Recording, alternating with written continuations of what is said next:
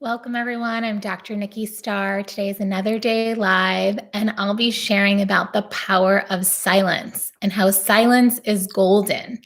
So, a fun fact about me is that I do silence one day a week, usually on Sundays.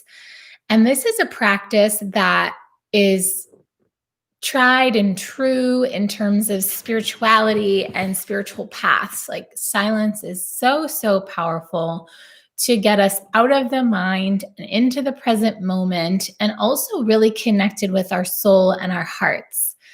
So, the first time I ever tried silence, and I'm going to share a little bit more recommendations about it, but just a little backstory is the first time I did silence really consistently, I did a 10-day Vipassana retreat. So I did 10 days of complete silence, learning a specific type of meditation technique.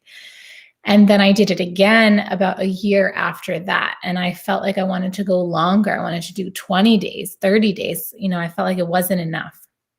And then I took time and I did a 3-month monk apprenticeship. So I was like apprenticing to be a monk, and I had to eat a certain way. And in that training, there was one day a week that I had to choose silence, and I had to be around people. So it's not like you do silence and you go and be by yourself. That's kind of easy, right? So this was the kind of silence where you had to be around people.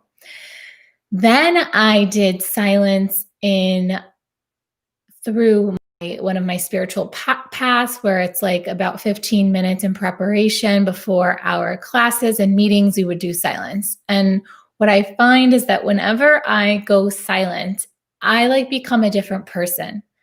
I see the world differently. It's like going deeply within oneself. So my experience was, it's like I almost feel like I was relaxing and grounding and slowing down, and life became more enjoyable. And in a sense, because you can't speak, you can't text. So you actually are doing a digital detox in that moment as well. And when you're in silence, you're not gesturing to people. It's like you're in silence. Someone says something to you, you kind of look at them, and you are clearly not speaking back, and you're not trying to make sounds and gestures. So it's almost like a really nice pause and relax button that you can just press in your life. And even if you have a family, even if you have a partner or children, you can be silent with them. And the beautiful thing is, you get to just appreciate life. It's like you're observing life through this lens of acceptance, because you're not there you're participating, but you're not really saying anything, right? Like you're obviously not saying anything. So you're just kind of a witness and an observer.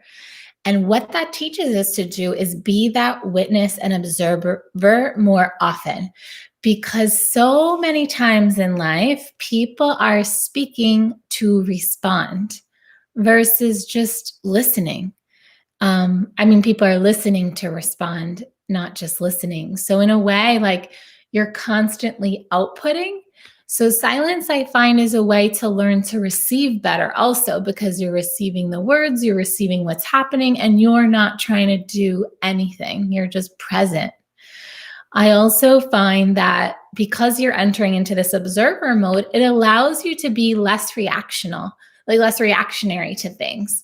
So for example, if something happens in life, you're normally quick to give an opinion or quick to give your 2 cents. And when you're in silence, you're kind of just witnessing and observing. So when you're not in silence, you can be a little bit more in that energy. And there's something very beautiful and, in a sense, spiritual about being around someone who's in silence. I find it's really nice, and I like it. And I actually love being in silence. I wish I could do it more, but we have work and we have to participate in life. So I have made a commitment to myself as an act of self-care and self-love to do silence one day a week.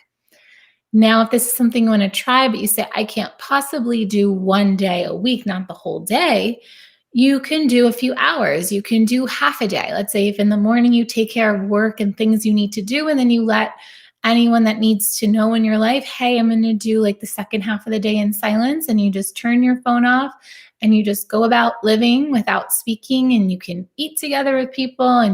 And silence also includes no laughing, as best as you can, like no making sounds. So you don't want to be singing, you don't want to be writing. You can read. I invite you not to watch TV. Obviously, that's a silent activity, but watching TV is kind of this passive activity, and that's not really the point. The idea in silence is you want to receive guidance from your higher self, guidance from the world around you. Better to go for like a hike, better to be in nature, better to go for a walk, better to meditate. Reading, if anything, is better than watching something. And I invite you to read some kind of spiritual text, some kind of personal development text. And then also have at least a little bit of time that you're around people, because it is a different experience to be in silence around others versus just to be in silence with yourself. So I trust that if you choose to take silence, you can set an intention. You can say to gain clarity about a particular topic, or just for self-care or relaxation, or to de-stress, or to come into your center, whatever you want. And I invite you to see how you feel, and definitely leave any comments or questions you may have in the video. Subscribe to the channel. Thank you so much for being here. And I'll see you tomorrow. Sending love.